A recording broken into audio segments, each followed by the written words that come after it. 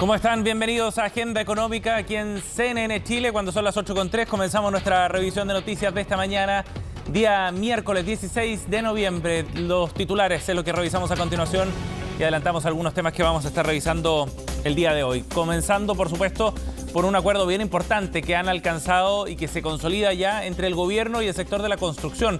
El Ministerio de Obras Públicas ayer anunció cuál es el mecanismo de apoyo para reajustar los contratos de aquellas empresas que han licitado con el sector público y que están en pleno proceso de construcción de algunas obras como caletas o caminos rurales, por ejemplo. Bueno, el reajuste lo que busca es generar viabilidad para esos proyectos. Ha habido un aumento de costos importante en los materiales que ha dejado a muchos proyectos en vilo, y esto va a permitir resguardar cerca de 30.000 puestos de trabajo, según las estimaciones del gobierno. Las reacciones y los detalles de este acuerdo los vamos a revisar en una nota en minutos. Por otro lado, también estaremos hablando respecto a lo que ha ocurrido con la canasta básica, este instrumento que utiliza el Ministerio de Desarrollo Social para evaluar el aumento de precios de aquellos productos que son los fundamentales para las familias de menores ingresos. Bueno, ha quebrado la tendencia al alza que venía mostrando en el aumento de precios. Si bien creció y aumentó el precio de esta canasta en el mes de octubre, lo hizo en menor porcentaje que en septiembre. Y esa es la primera vez que ocurre esto en 10 meses. La canasta sigue subiendo de precio, eso es evidente, pero pareciera ya que empieza a recoger algo de la desaceleración de la inflación que se había visto en los meses previos. Los detalles los comentamos en unos minutos también. Y por otro lado, también vamos a estar hablando de lo que ocurre en el sector minero, donde hay preocupación por lo que sucede en la minera escondida en particular. Los trabajadores de esta minera, que recordemos es el yacimiento más importante del mundo, han anunciado que el próximo 23 y 24 de noviembre comenzarían una paralización debido a demandas en materia de seguridad. Una serie de incidentes, así lo califican ellos, que han ocurrido en las últimas semanas, han puesto en alerta a los trabajadores que están demandando una serie de medidas para mejorar precisamente las condiciones de su trabajo. Vamos a estar revisando cuáles son sus demandas específicamente en unos minutos. Y por otro lado también hablaremos sobre el repunte que ha tenido el sector del aeronáutico en nuestro país, el tráfico aéreo en particular, que en octubre mostró también una nueva recuperación y por primera vez retoma ciertos niveles que se habían visto para el mismo mes antes de la pandemia. Esto marca un hito bien significativo para un sector que estuvo muy golpeado durante la pandemia, que le ha costado recuperar las fuerzas y volver a esos niveles previos a la aparición del COVID-19. Ya les contamos más también sobre esto en unos instantes. Y en medio de tensiones a nivel político, sobre todo por lo que ha ocurrido con Polonia y la caída de misiles que dejaron 2 muertos, bueno, los mercados hoy día están operando en el hemisferio norte ya a esta hora de la mañana, recogiendo parte de esa incertidumbre política y además muy atentos a lo que se pueda anunciar en el contexto del G20, esta cumbre que se está desarrollando en Indonesia. Así, los mercados han partido con terreno mixto en el caso del Eurostoxx, con una caída de 0,32% para el indicador que reúne a varias bolsas europeas. Londres, por otra parte, muy plano, con una subida de apenas 0,06%. El Nikkei más temprano también cerró con ganancia, 0,14%. Caída en Hong Kong, en tanto, a esta hora, 0,47%. ¿Qué es lo que ocurrió ayer con la Bolsa de Comercio de Santiago? Revisemos también ese dato. Una caída de 1,19% para el indicador chileno. En la bolsa local, con una variación de 63 puntos a la baja, llegó a los 5.239 puntos. Y el dólar ayer cayó, pero muy poquito, un peso nada más, llegó a los 888 pesos el tipo de cambio en el mercado local. Bien, veamos entonces qué es lo que ha ocurrido con este acuerdo que fue ratificado ayer por el Ministerio de Obras Públicas, con el respaldo del Ministerio de Hacienda también y con la Cámara Chilena de la Construcción, que va a permitir un reajuste al alza, por supuesto, de los contratos licitados en los últimos meses. Esto como una manera de ir en ayuda de aquellas empresas que, producto de un aumento de costos, se están enfrentando a un escenario mucho más complejo, al punto que varias constructoras ya han quebrado en los últimos meses. Ese escenario es el que se buscaba evitar precisamente con este reajuste que permitirá adecuarse a mejores condiciones en el mercado de la construcción. Los detalles los vamos a revisar en la siguiente nota. No se trata de un salvataje a las empresas, sino de dar continuidad y terminar las obras construidas por encargo del Estado. Esos son los lineamientos del programa de apoyo a la construcción y el empleo impulsado por el Ministerio de Obras Públicas y Hacienda. En simple, se ofrecen más recursos para 1.423 obras, producto del fuerte aumento en precios de materiales e insumos de construcción. Ha tenido que absorber en sí misma un alza del precio de los materiales que no se refleja respecto al valor ofertado ante el Estado. Y este es el propósito que justamente tiene esta medida, una medida que al generarle la liquidez básica a la empresa pueda terminar en buenas condiciones la obra que tiene comprometida con nosotros. El objetivo del Ministerio es reajustar en hasta 20% los contratos con estado de pago hasta septiembre del año pasado, debido a la gran inflación en productos claves como el fierro o el cemento. Este reajuste es más que el IPC de 12,8% anual, precisamente porque el incremento que han tenido dichos insumos ha sido mayor. Así entonces, se calcula que 436 empresas podrían verse beneficiadas por esta medida, a la que de todos modos se acogen de forma voluntaria. Este reajuste tiene un tope máximo de un 20% de la oferta entregada y aprobada al momento de adjudicarse la licitación. Los contratos que tenemos en el Ministerio de Obras Públicas tienen diferentes figuras. Algunas tienen incorporado el alza del IPC y otros no. Por lo tanto, este reajuste va a impactar de manera distinta. En términos fiscales, el apoyo significa un gasto de 380 millones de dólares considerados en el presupuesto actual de la cartera y además ayudarán a dar curso a la ejecución presupuestaria en inversión. Eso significa que durante este año, en que los primeros meses del año partimos con una ejecución de la inversión por debajo de la del año anterior, ya en el mes entre septiembre y octubre, dependiendo de cuáles sean los ministerios, ya hemos alcanzado los niveles del año anterior y durante los últimos meses del año los vamos a exceder. Medida valorada en el sector privado, pues ayudará a resguardar cerca de 30.000 empleos en obras de vialidad, aeropuertos, portuarias, arquitectura y obras hidráulicas. También permitiría que 95 empresas que tienen contratos con el Estado y están con riesgo de insolvencia y paralización puedan continuar las faenas.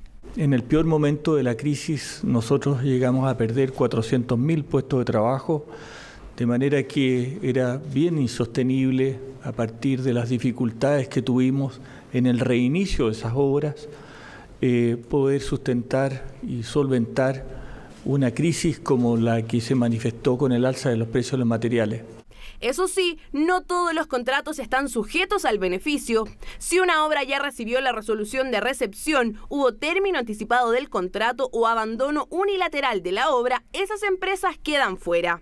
Para evitar que ello ocurra, el MOP integró la cláusula de ajuste de precios al alza o a la baja, dependiendo cuando sea necesario, para el 90% de los contratos vigentes y para todos los nuevos. Estas medidas también se replicarán en el presupuesto de 2023, de manera de adelantarse a las eventuales coyunturas. Y lo que vamos a estar apuntando es que el presupuesto de inversión tenga un comienzo rápido durante el 2023, para que no tengamos que estar, a mediados de año preocupados de cómo acelerar la ejecución. Hasta el 31 de marzo, las empresas pueden acogerse a este programa y pedir un reajuste de los valores, siempre que cumplan con los requisitos. 8:11 minutos. Vamos a ir a otro tema para contarles más sobre este antecedente que hemos ido actualizando en los últimos meses en relación al valor de la canasta básica.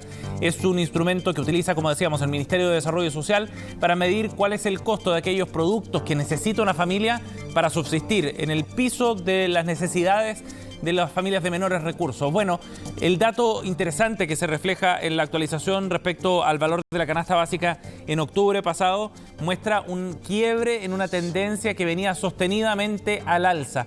No quiere decir esto que la canasta básica hoy día esté más barata que hace un mes atrás, sino que el aumento respecto al mismo mes, a octubre del año pasado, fue menor al aumento interanual que había registrado en el mes de septiembre. Y ese quiebre de tendencia es bien relevante porque no se veía algo de ese tipo desde diciembre del año pasado. Esta señal de desaceleración de precios es bien importante, pensando sobre todo en las implicancias que tiene para las familias de menores ingresos, como decíamos. En octubre la canasta subió un 22,8% en comparación al mismo mes, pero del año anterior.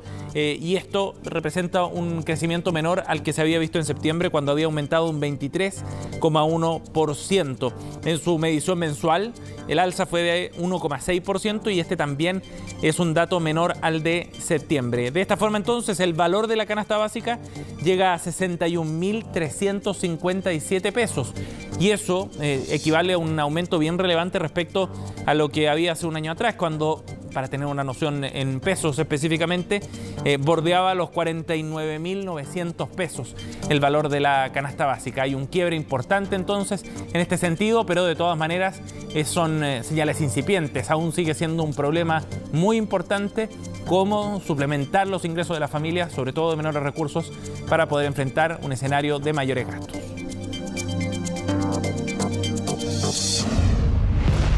Vamos a ir a otro tema para hablar de otro de los detalles que se discuten en relación a la reforma previsional. Y esta semana ha habido particular discusión a través de distintos medios respecto a las implicancias que tiene el aumento en el tope imponible de los trabajadores que contempla precisamente esta propuesta del gobierno.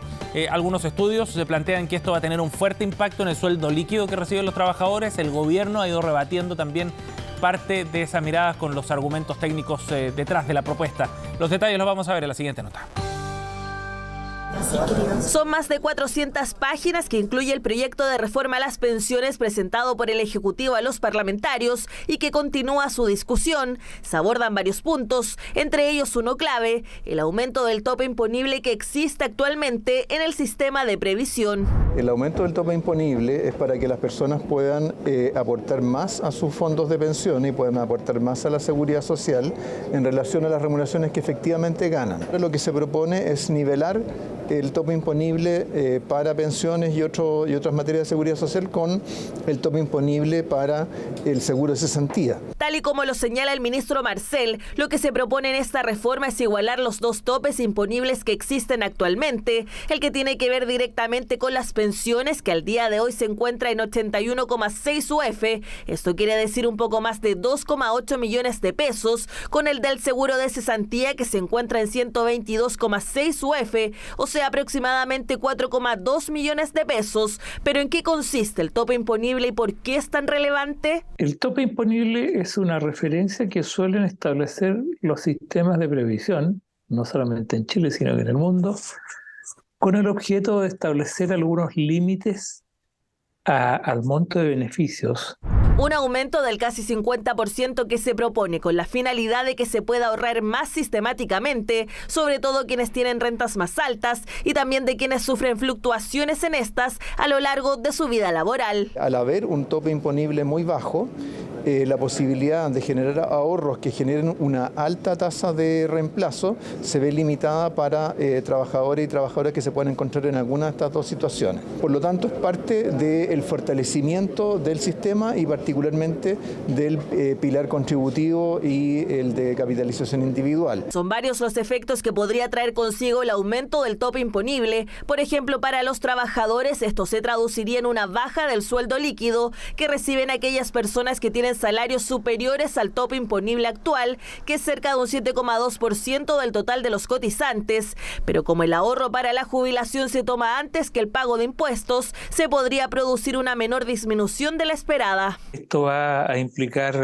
una disminución del ingreso líquido, ¿cierto? Para los salarios que empiezan a estar por sobre el promedio. Se establece ahí una suerte de desincentivo. Esto podría, en el fondo, implicarme que mi empleador cotice más, pero yo, naturalmente, tener menor base para solicitar un beneficio en el futuro. Para los empleadores, en tanto, el efecto más inmediato tendrá que ver con los 6 puntos porcentuales extra de cotización, ya que si bien este aumento será gradual hasta llegar al 2029, no habrá gradualidad en el caso del tope imponible para la cotización adicional. Puede tener impactos en temas de menor contratación, porque hay que reconocer que si para las empresas es más caro, quizás van a tratar de hacer algunos ajustes, por ejemplo, incorporar más tecnología y contratar menos menos trabajadores. Los empleadores tendrán que hacer un mayor gasto por sus trabajadores, ya que tendrán que pagar el 6% de la remuneración más el aporte que realizan para el seguro de invalidez o sobrevivencia, que es de cargo de los empleadores, que hoy está en el 1.54% de su sueldo, más el porcentaje que se aporta por accidentes del trabajo y la ley sana. Además, también se estima una menor recaudación fiscal por el aumento del tope imponible que existe actualmente, lo que a su vez podría conllevar a un menor pago del impuesto global complementario por parte de todos aquellos trabajadores cuyo ingreso se ve alterado por estos cambios propuestos. La discusión en el Congreso se centrará en todos estos puntos para ver si continúa tal y como está o sufrirá modificaciones para ser aprobada.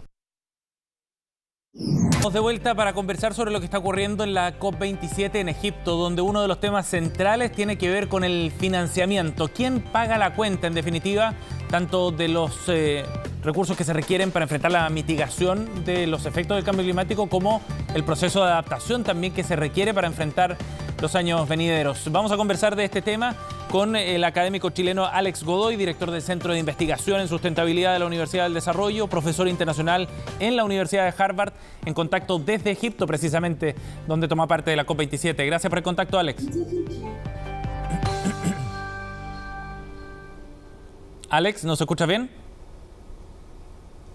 Estábamos con algunos problemas técnicos. Alex Godoy ha sido parte precisamente de esta COP27 y este ha sido un tema central porque fundamentalmente los países más vulnerables, de menores recursos, son los que están levantando la voz para acceder a líneas de financiamiento que les permitan, por un lado, enfrentar ya el escenario de desastres que se ha provocado por culpa del cambio climático y que se atribuye fundamentalmente a aquellos países que han contribuido más en las últimas décadas, durante el último siglo, a las emisiones de CO2 en el medio ambiente, y por otra parte también acceder a vías de financiamiento hacia el futuro para poder generar los mecanismos de adaptación, que es otro concepto muy relevante al momento de diseñar una estrategia para enfrentar el cambio climático y que obedece fundamentalmente a la infraestructura necesaria, a generar condiciones que permitan hacer más resilientes a los países, sobre todo aquellos que están más expuestos. En ese contexto es que se está discutiendo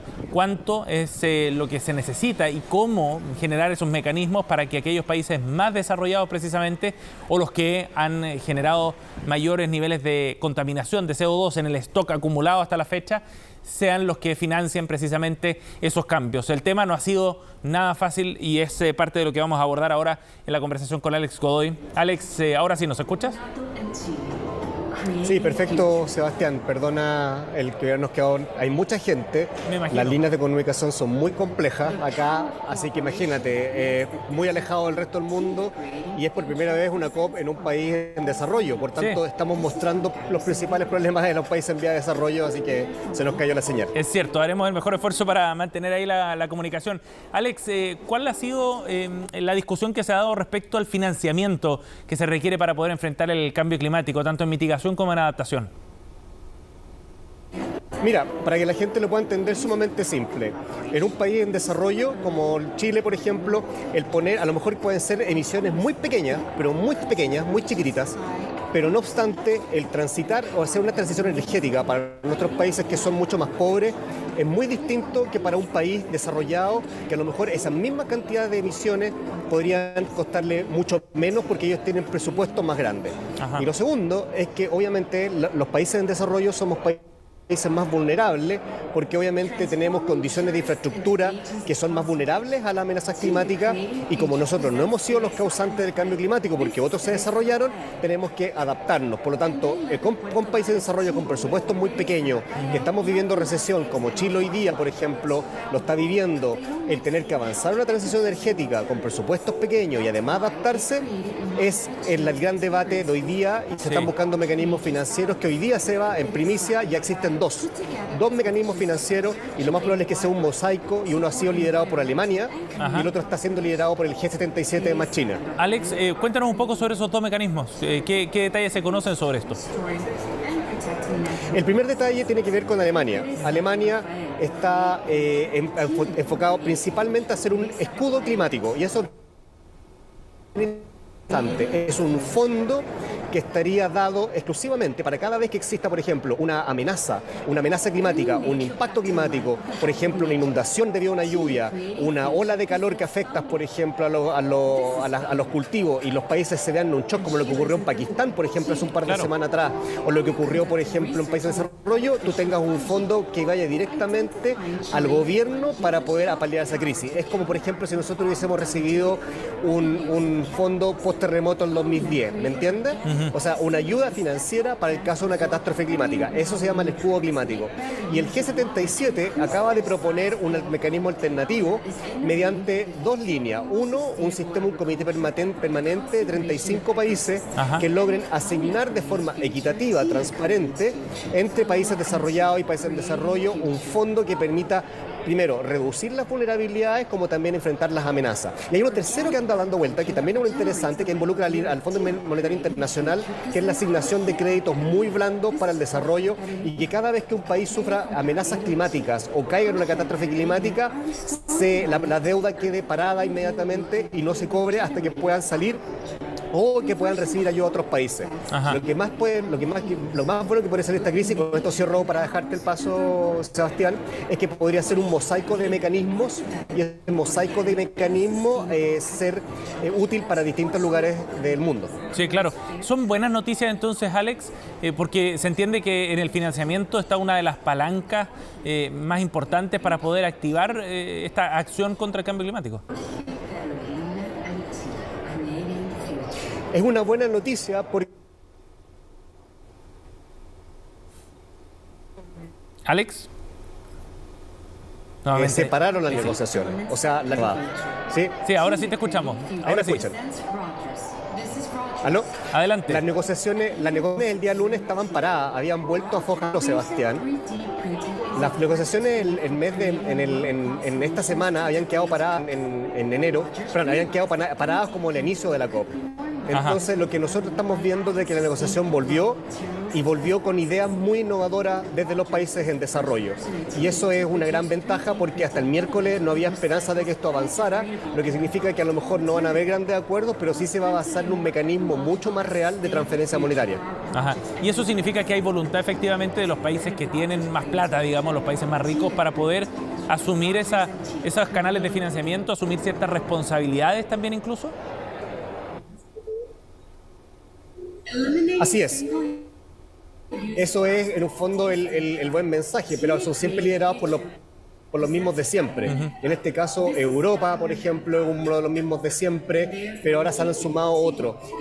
Estados Unidos brilla por su ausencia, aún no sabemos cómo ellos van a abordar el tema, pero siempre se ha visto a Estados Unidos como un país muy unilateral. Entonces, en este contexto, el G77 más China, que también participa Estados Unidos, es uno de los mecanismos que debe impulsar, y el otro es Alemania. Alemania realmente está llevando los temas a un paso más allá, y eso significa que a lo mejor podríamos ver un mecanismo, fíjate, que no esperábamos, o tener 3 o 4 mecanismos y que sea